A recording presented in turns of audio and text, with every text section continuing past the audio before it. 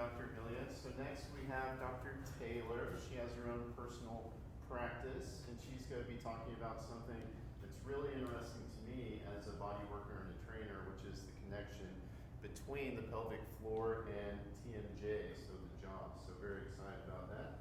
So round of applause for Taylor. Thank you for that introduction. So you can just call me Taylor. My practice is FIRE Physical Therapy. FIRE is actually an acronym: Functional, Intentional, Restorative, and Empowered. So, we all know what physical therapy is. I like to approach things from a more osteopathic, total body, which honestly most physical therapists should be addressing it total body, so that isn't necessarily new. But when I end up seeing a lot of chronic pain patients. So just so I can get an idea of who's everybody is here today, personal trainers, therapists, gym goers, personal trainers? Trainers, okay, so mostly trainers, okay. And then if there's someone in here just wanting to learn more about their body, great. I love interaction, so please feel free to ask a question. But as we move forward, I end up seeing a lot of chronic pain patients. And over the last 4 years, we kind of have different phases in our career and professional development. I started to notice that the really intense chronic pain patients were getting 85, 90% better, but there was just this little, what is that little extra we need? Why does their stuff keep coming back? Why don't things clear up, et cetera, et cetera? So, I do pelvic floor physical therapy, I do orthopedic therapy, and I just happened to have a patient who was a pelvic floor patient but also needed an adult tongue tie release because she had some dental concerns. And she said, well, I really don't want to do that because as an adult, those procedures aren't as simple as an infant tongue tie release. It's still a laser-based procedure, but the recovery is a little bit harder. So we thought, well, what can we do? So we just started playing around. We pull out an atlas, see what is all connected. We know that fascially the tongue goes all the way down to the toes, which we'll talk about a little bit more in a minute. So we just played and treated what we found. So we got some gloves, started digging around her mouth to see why can't we get better tongue mobility. And she came back saying, well, my tongue is sore, but my pelvic floor issues are also better. And it's And these issues were things that we had plateaued for about 6 months, which 6 months is a long time to plateau. Whether you're training a client and that they're just not meeting that strength deficit or mobility deficit or whatever it is that they need, or you're a PT, we always need to ask why. Can we get more? Can we do more? Okay, so I started implementing more TMJ, so TMD is technically temporomandibular disorder. So, if you have TMJ pain or TMJ issues, you'd hear it referred to as TMD.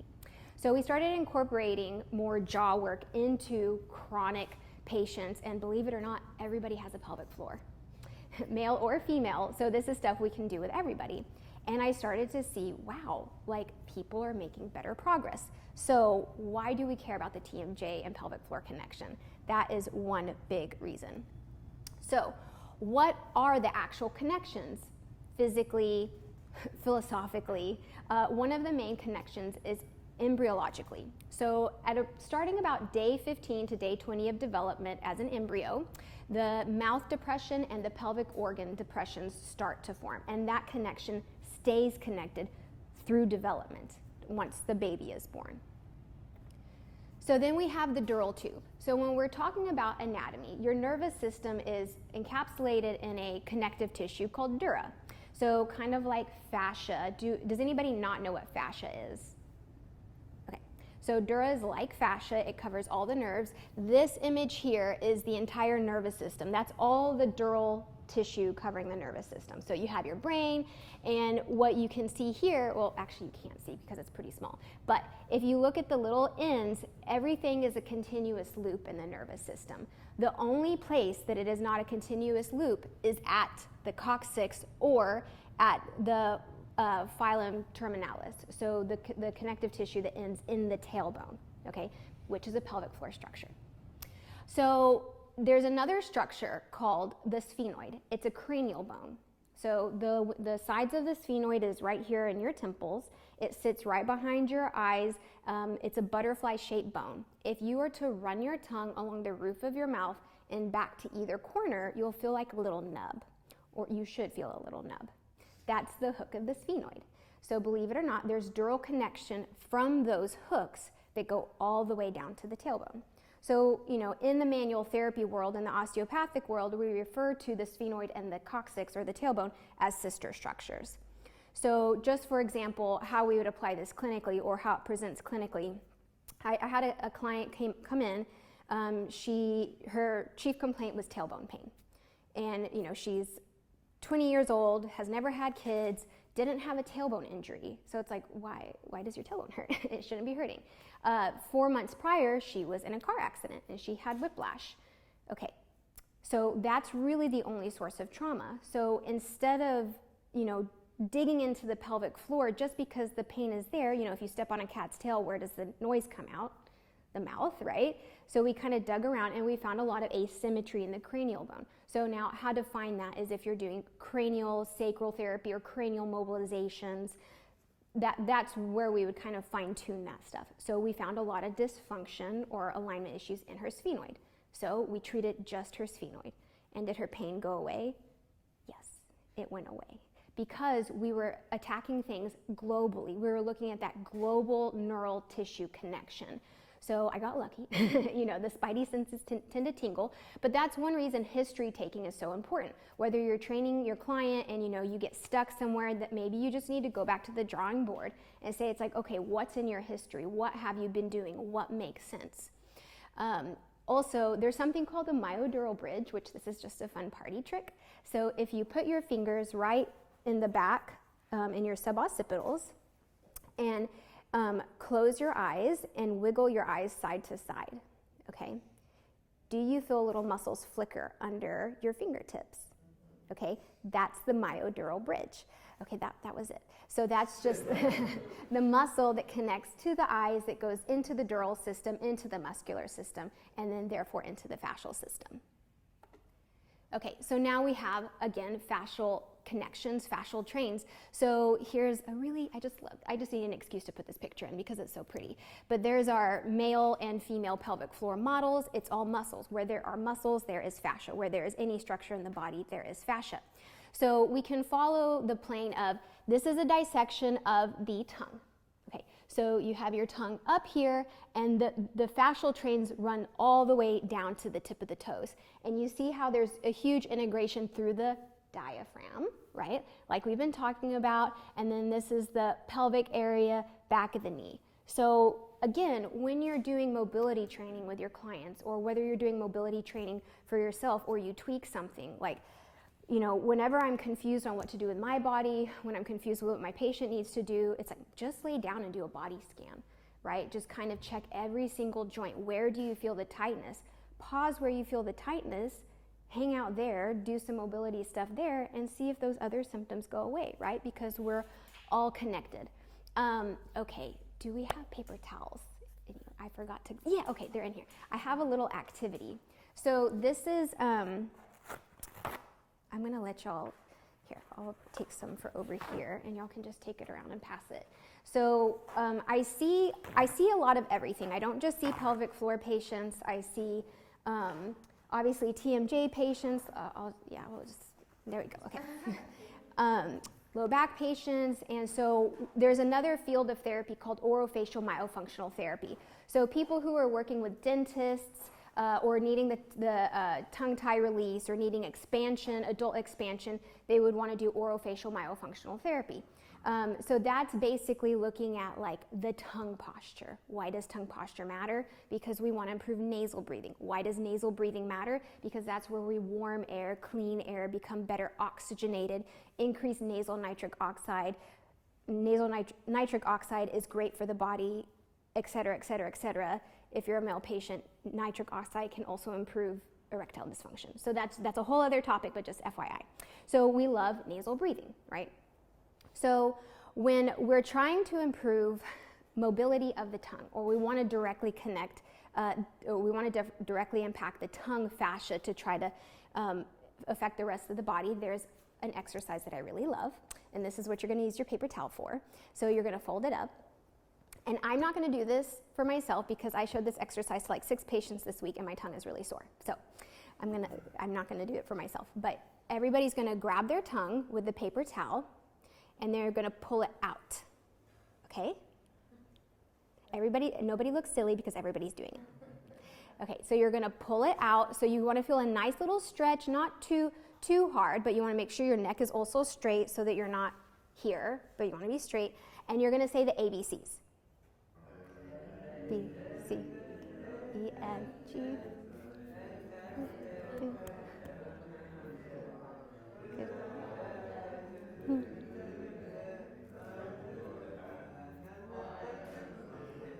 Okay.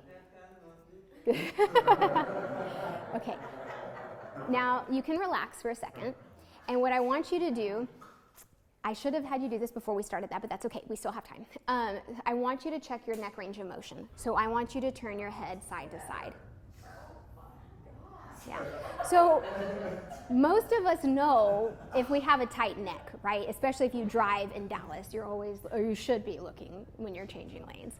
So now, as you notice that tension release, we're going to do 2 more positions. And you can say the ABC fast if you want to. You're going to pull out again and then pull to the left. Okay? All right, ready? And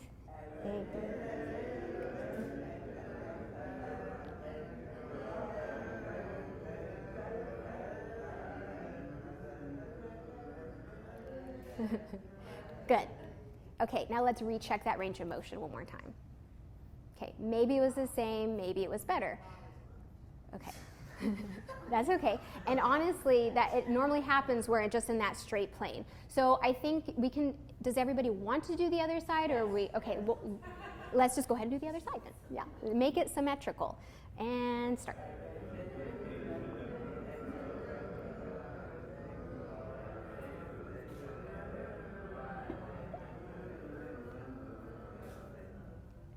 Okay, and then we can recheck one more time.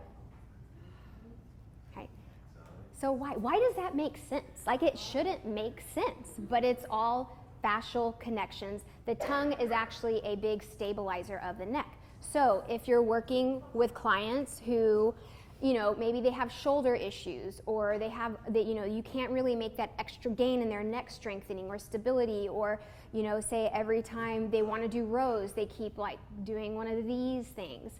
It's like, hey, well, let's open the anatomy book. What else is around there? We know the tongue sits right in front of cervical spine. Why don't we manipulate that? Why don't we incorporate this into our therapy? And of course, with any mobility training, you want to follow it up with neuromuscular re-education because you can create a lot of range of motion in something, but if you don't get the brain to retrain it, it's not going to do a whole lot. Disclaimer, that exercise, it's actually it can be pretty tight on some people. So if you have your clients, patients, or if you're doing it to yourself, go easy the first few times. A lot of people end up waking up really sore in their shoulder girdles and even low back at times. And if you do it multiple times a day, you might end up with a little irritation in your mouth. So just the disclaimer, it's not bad, just FYI. It's normal. So neuromuscular re-education. So when you improve that tongue mobility, how can we retrain it? Tongue clicks, right? So something super simple, or peanut butter rubs, which is where you imagine peanut butter on the roof of your mouth and you just try to rub it off, not with the tip of your tongue, but you want to flatten your tongue. Believe it or not, when you rub your tongue along the roof of your mouth, it actually helps stimulate the parasympathetic nervous system, which is the rest and digest. So we're going to get into this a little bit more in a second, but we have our sympathetic nervous system and our parasympathetic, fight and flight, rest and digest, your autonomic nervous system. We like both, right? Sympathetic is not bad. We do need to be revved up sometimes. We do need to calm down sometimes. We want that nice balance because other way we would be dead one way or the other, right? Like we need a balance, an appropriate balance. So that's the fascial connection.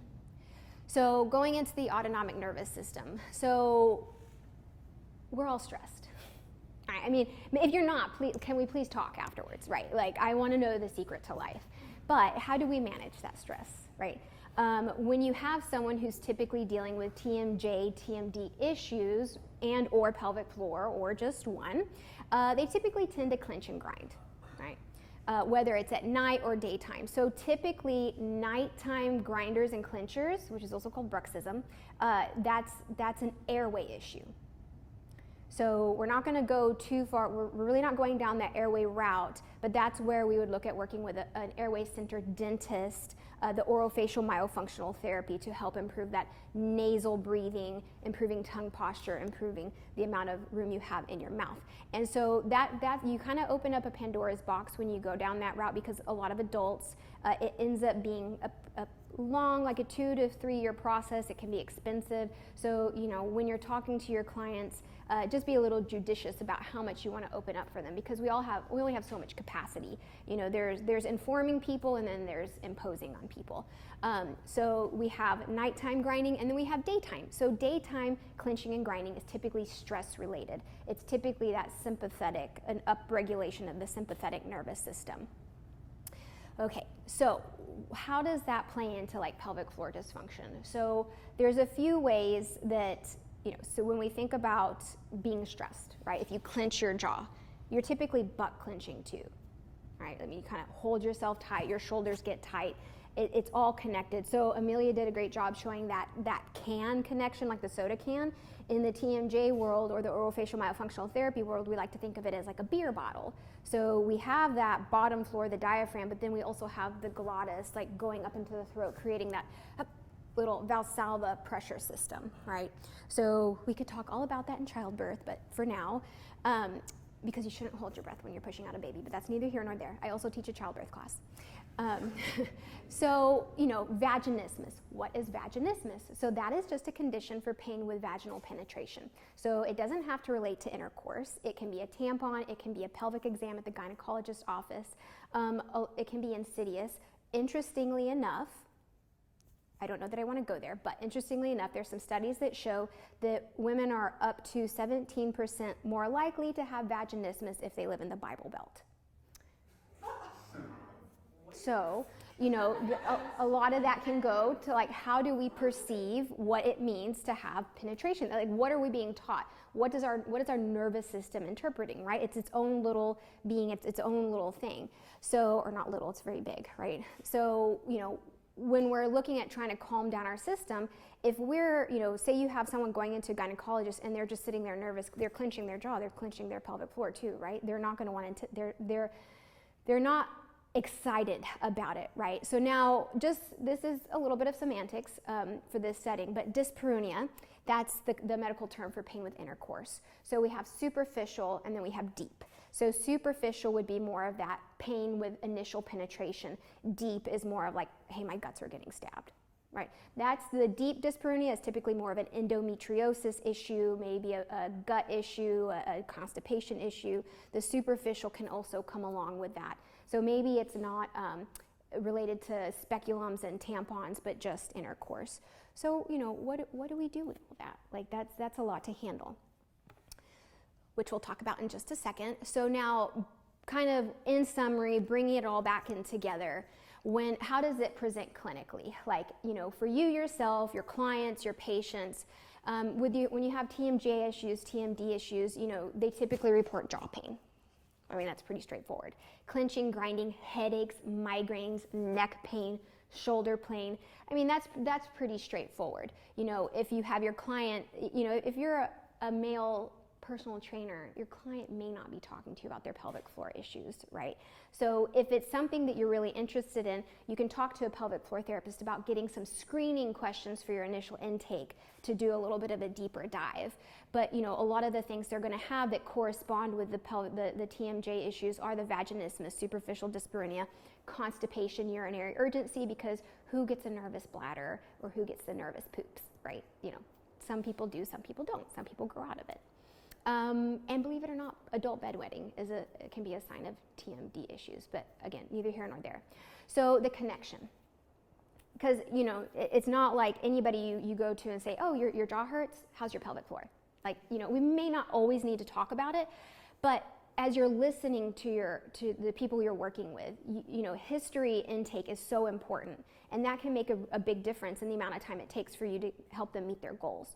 So you want to hear for chronic issues, right? So it's typically not acute in nature, right? If somebody does cliff diving and hits their tailbone, like, okay, we know that was the injury. Or if somebody gets excited and eats beef jerky too hard, like, we know there's an injury there. So the connection between the pelvic floor and TMJ is typically more chronic. And that's, are you a stressed out person? Like, do they come in and they talk 90 miles an hour and you haven't even said hello yet, right? Those are the kinds of things you want to look for. And there's the whole Occam's razor. It's like, you hear hoof beats, you don't want to think zebras, you want to think horses first. Like, let's keep it simple, but have this in the back of your mind.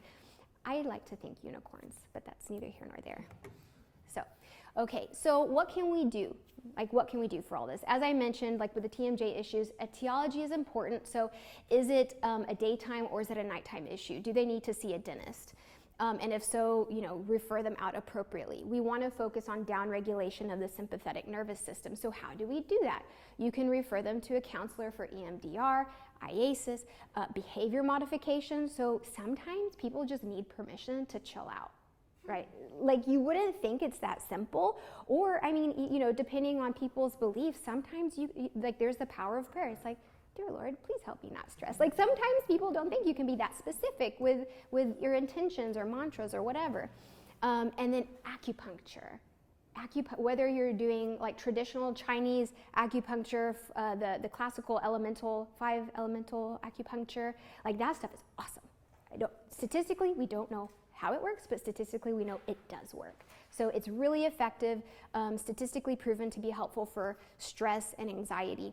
And then also trigger point dry needling. Almost all of my patients that come in with TMJ pain, if they aren't needle averse, their medial pterygoids and their lateral pterygoids are getting needled, which are right here.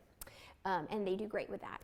So something I really, really love is 4-7-8 breathing. This is an easy takeaway task. Thanks to Amelia, we know how to diaphragm breathe already.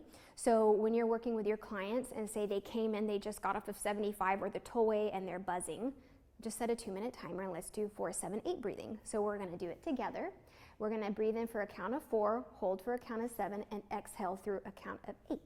Okay, so ready? In through your nose for a count of 1, 2, 3, 4, hold, 2, 3, 4, 5, 6, 7, exhale through your mouth, 2, 3, 4, 5, 6, 7, 8. Again, inhale, 1, 2, 3, 4, hold, 2, 3, 4, 5, 6, 7, exhale, 2, 3, 4, 5, 6, 7, 8. Okay, that is statistically proven to help reduce anxiety. It can also help with asthma. There's another breathing technique called Buteyko breathing. It's a little more complex. I would encourage everybody to YouTube it because it's really great. In the sense of anecdotally, when my daughter was a baby and I was breastfeeding, I had a issue with milk supply. And when I would do the Buteyko breathing, I would automatically get a letdown. And so a lot of times the mom's milk productions can be stress related. Right? How do you spell that word? Buteyko, Buteyko. Yeah. Okay, so what can we do as, for our clients? Well, so sure, send them to a PT, but what can we do right here and right now? Neck strengthening, thoracic mobility, and balance training, right? Because if you have stuff going on here, you're gonna have stuff going on in your vestibular system, whether you realize it or not. It may not be vertigo, but it's gonna be something. And then for pelvic floor, obviously we want to refer to a pelvic floor PT. If you're someone who works with the body, you should be able to identify a diaphragm dysfunction, a transverse abdominis issue, which technically you need diagnostic ultrasound, but when someone's overactive in their obliques versus rectus abdominis. And so when you're working with them in a setting, we want to think about core first strategies, hip mobility, and diaphragmatic breathing, not belly breathing. And just a comment, the question earlier about how with the scalenes from a previous presentation, from Amelia's presentation, and how you should only nasal breathe through inhalation and exhalation. I would also love to see that article, but my argument there would be if we are trying to work on getting everything to relax, we know that off-putting CO2 through an exhalation through the mouth is much more efficient. And it's a more natural breathing pattern, and it's at, the concentric contractions of the scalenes, et cetera, et cetera. I'm not going to go down that road, but it was a very thought-provoking question. Okay, do we have questions? Yes. Do you notice more like release with the anterior pelvic floor or more the posterior floor? So that's a good question. Typically posterior pelvic floor. So when I get a vaginismus, so the question was, with the sphenoid, is there more of a release with anterior pelvic floor or posterior pelvic floor? So clinically, this isn't something I've read in a peer-reviewed study, but just what I see with my patients, especially if they have vaginismus, which is the pain with penetration, their posterior pelvic floor, the inferior perineum is going to be really rock hard, typically. And so, we'll do an assessment just to get a baseline, but I don't treat their pelvic floor directly for at least 3 sessions. We come up to the head, neck, thoracic spine, rib cage, work on getting the nervous system to downregulate, working on that global tension, and then we revisit. Yeah.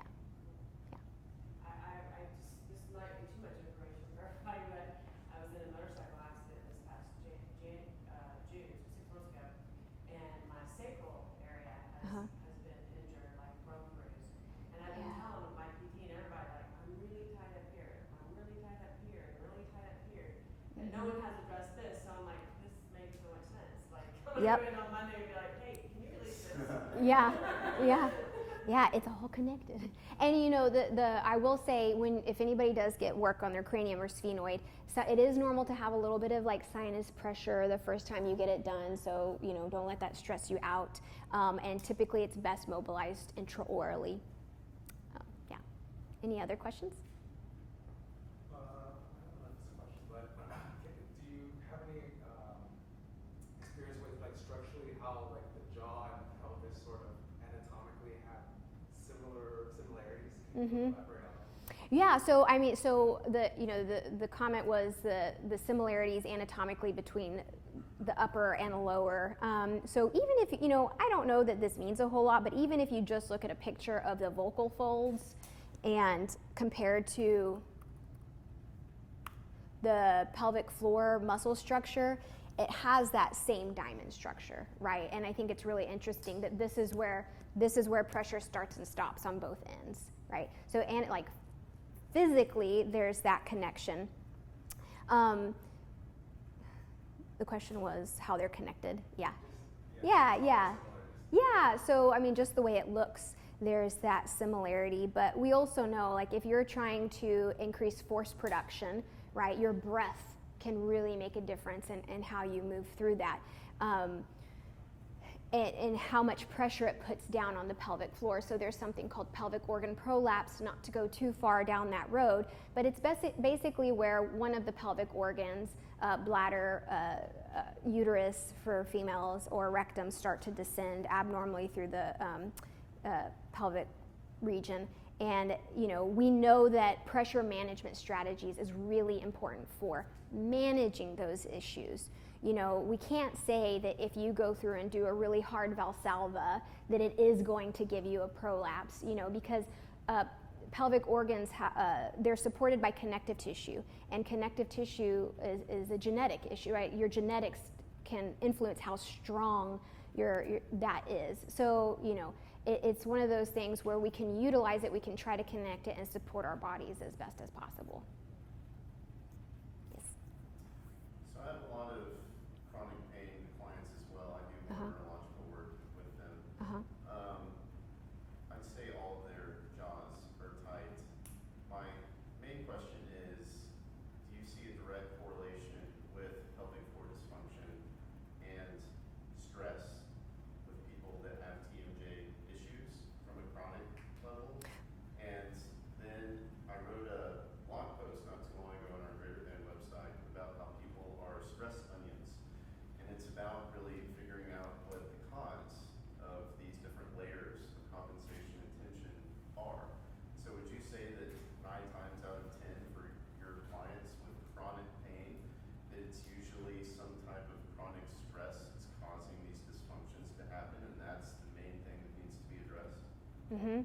Yeah. So the question is basically the correlation between TMJ, pelvic floor, and chronic conditions, like how that presents clinically, and then if their issues get worse. So, I have several thoughts with that. I'm trying to slow my brain down a little bit. So, as far as posture is concerned, and is that kind of where you were going, like with posture? And like how you're looking at it when they have compensations? So the first part was, do you find a correlation with chronic pelvic floor therapy clients and stress that creates jaw tension?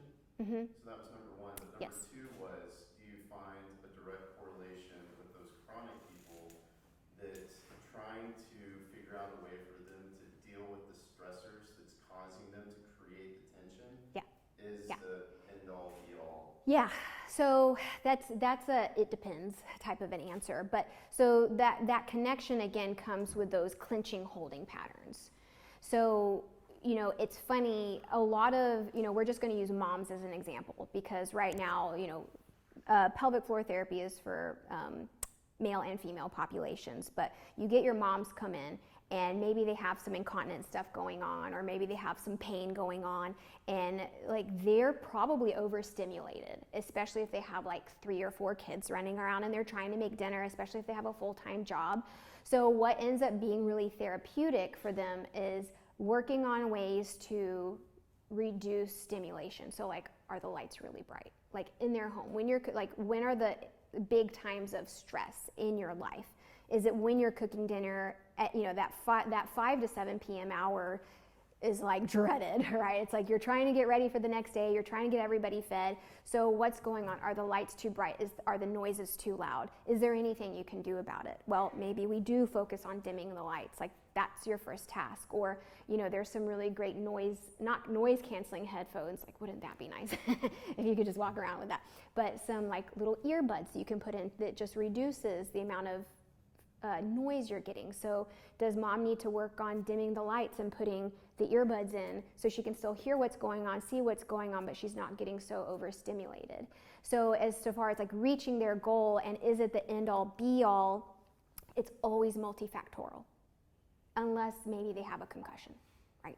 And it's just been, but all of this is typically chronic unless they had that acute injury. Acute injuries, they tend to be more painful, but they're pretty easy to heal if you get on them pretty quickly. This connection tends to be chronic. So it's about finding what their big exacerbating factors are.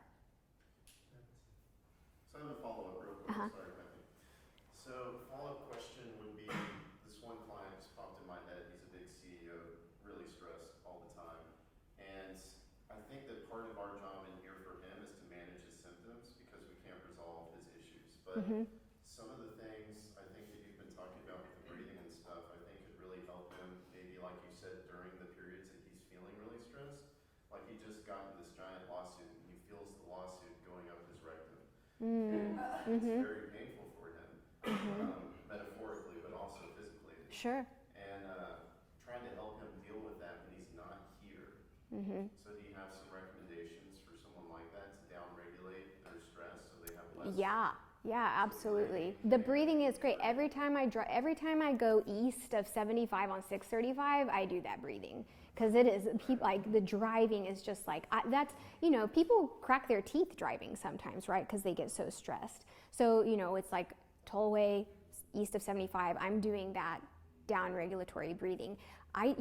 For people who can't get out of their head, or sometimes they just need to outsource that down regulation because somebody like that is going to be like, go, go, go, go, go. They don't have time for self-care or to actively think about it even. That's where the classical 5 elemental acupuncture, like the Chinese acupuncture, can be really, really valuable. And that's a little anecdote. I used to grind so hard, my gums would be bleeding when I would wake up, and then I got some acupuncture, and that really helped a lot. Do you have names of acupuncture people in the area to recommend or no? I have the Beachside Community Acupuncture in Addison is very good. Beachside, yeah. B-E-E-C-H?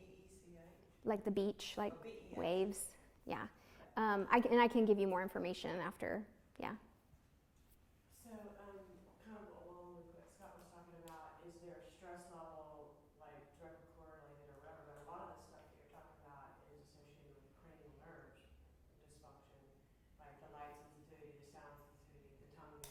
you Mhm. know, all this kind of stuff. So if we know that, like PTR, Scott and I know PTR, would it be better for us to like start there, clear the cranial nerve dysfunctions, the like the sound, the tone, whatever, and then if that's all back in alignment, then maybe all the social will follow too. Sure. I mean, desensitizing cranial nerves is very, very powerful. I mean, like I have a guy who he has no pain, and that's kind of what we do manage our clients a lot of times, right? I had to get over that. I thought, I'm going to get you better, and then you're going to go, and I'll never see you again. But sometimes we are just like helping people walk through stressful lives, you know. And so one of my guys, he has no pain. He just wants to move better. And so we realized his single leg balance sucked. Why? He's super strong. It shouldn't. And so we just worked on desensitizing facial nerve and vestibular cochlear and core first strat. Why? It doesn't make sense, but it worked. You know, it's one of those things. So there's lots you can do there. I will say that I have had, you know, one example, a client come in, like he was presenting with vertigo, slurred speech, discoordinated movements, thought he had a brain tumor, treated his sacrum and the whole posterior compartment of his fascia, and perfectly fine. And we're like, well, I don't know why that worked, but it did. So, you know, you got to look at the big picture. You got to tease out. You can't just, you know, that's why template approaches don't really work for most people. Yeah. I know. I'm sorry. I can't stop talking. So. These have been like some of the best presentations we've ever had. We've had 3 or 4 of these, so great job, guys. We're going to take another little 5-minute